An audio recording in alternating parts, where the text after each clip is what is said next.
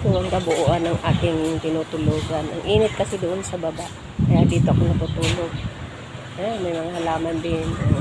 Tapos ito yung CR. Yan. CR, may TV rin dito. Oh. Ito yung CR. Dito, may pa dito isang lababo. Doon lang ako kayo sa labas. Tapos dito natutulog ang ating madam. Tapos magkatabi lang kami. Ang ganda rito matulog sa gabi.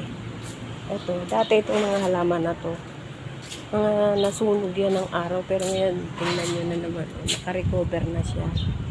Kasi inayos ko, tinanggal ko yung mga sira. Ayun. Tapos ito may tanim ako ditong alokbate. Ayan, o.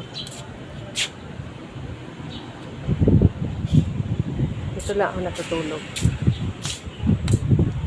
Dito lang ako natutulog. Pero ito yung sa pinya. Ito, o. Tinayo ko muna kasi alis muna ako. Nag-day off ako. Ayan. Nagayak ng aking gamit. Iwanan ko muna sila. Ayun.